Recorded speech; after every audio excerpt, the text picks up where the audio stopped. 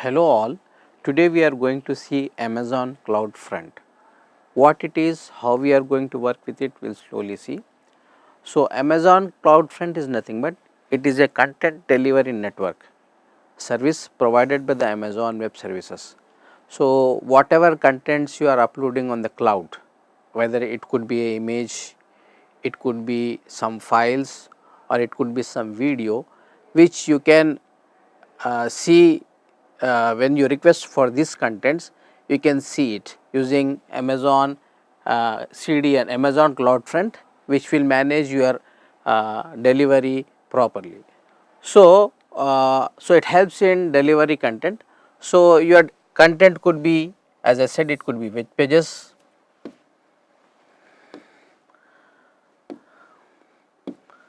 as I said, it could be web pages or it could be videos or it could be images or any other assets which you are going to keep on the cloud. These assets can be accessed with low latency rate and high transfer speeds. How do we get this low latency rate? We get this low latency rate because this content whichever you are putting on the cloud, it is placed as multiple locations. So, which are generally called as edge locations in our Amazon CloudFront. So, in multiple locations your assets or your files are kept, so that and it is distributed across the network. So, you can see it very fast.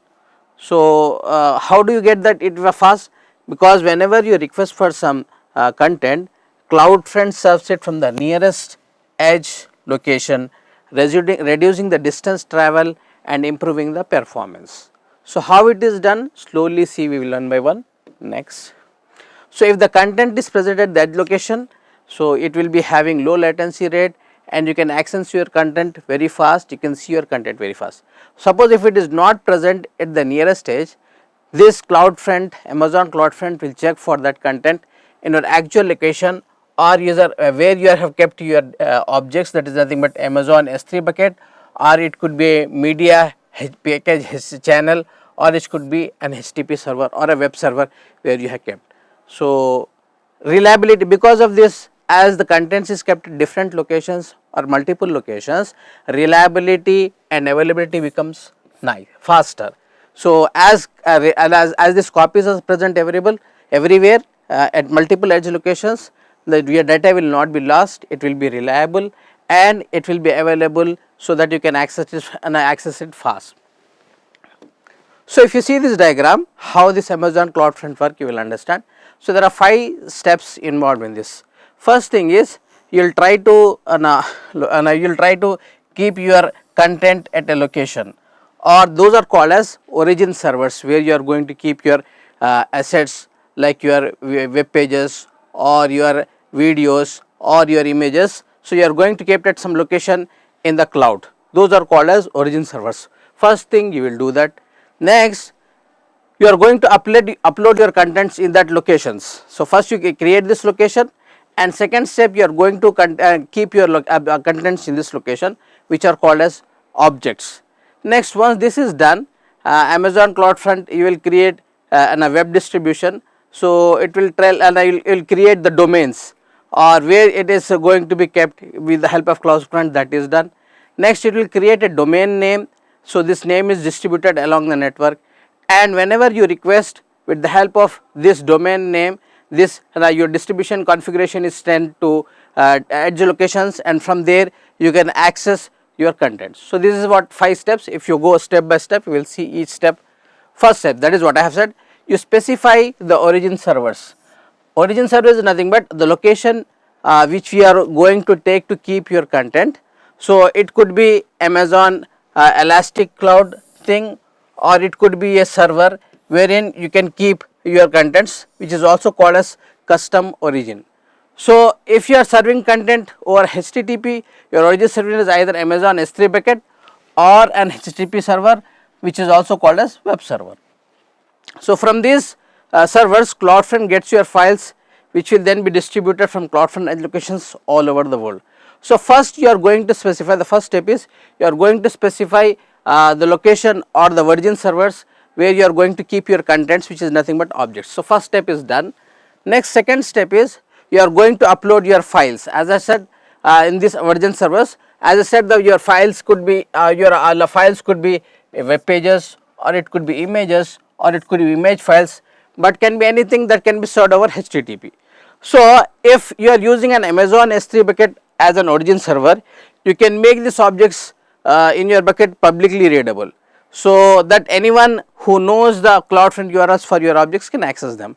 But if you want to make them private, you can also make them private, keeping the objects private and controlling who accesses them. So, either you can make it public or you can make it private according to your requirement. So, step 1 is you decide your origin servers where you are going to keep the contents.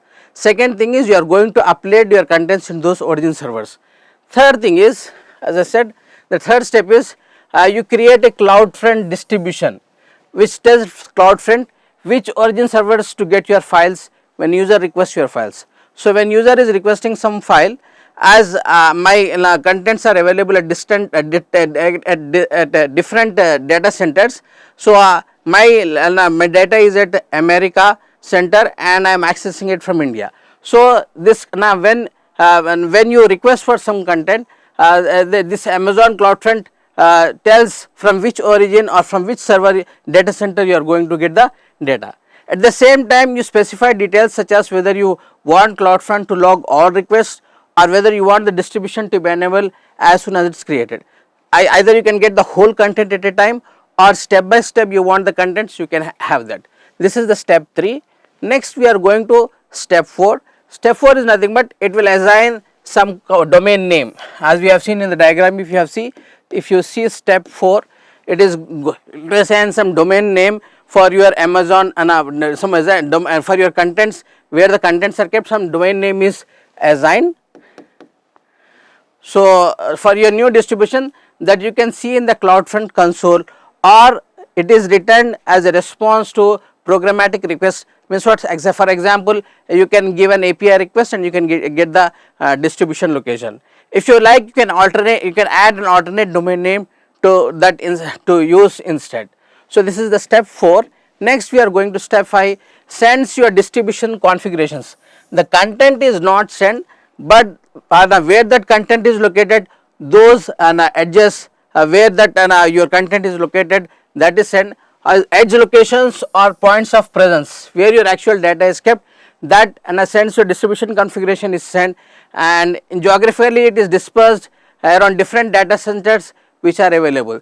So, where CloudFront can just catches copies of your files. So, this is how CloudFront will help us in accessing the contents without much latency and efficiency, and you can access it fast. Next we will see how this picture shows how the request is sent and how you get the contents through the CloudFront delivery network. So, suppose a user logs into your website which you have put on the cloud and requests for some page, or request for some image, or request for some video, that request will directly go to the edge location. That request will directly go for the edge location. It checks whatever request is made.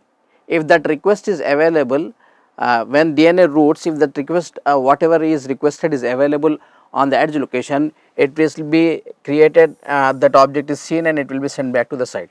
Suppose if it is not there, then the CloudFront checks for specifications and it will send to the exact origin location where that content is available, and from there it finds out your content and it will send back that content to this location, and it will also send the object also to this location, and it is cached over there, and whenever request is made, again the contents will come to the website. So, if you see step by step in this page, if you understand, see, when user requests your website or application and sends a request for an object, then DNS routes that request to the CloudFront POP, point of presence or edge location, that can best serve the request. If it is present there, it will be seen and it will be cached over there. But if the object is not available there, what happens? Cloudflare compares the request with the specifications in your distribution and forwards the request to the origin server. Origin server is nothing but the place where your actual content is available, and after that it checks, suppose if your Amazon S3 bucket or your HTTP server is there, so that one object whatever is requested is checked, and if it is found, the origin server sends that object back to the edge location, and once it reaches to the edge location starts delivering the content to the site, or also and also adds the object to that cache or to that edge location that object is brought and kept over there. So this way the CloudFront works, and without less latency and fast efficiency, and you can see the contents on your site. So thank you.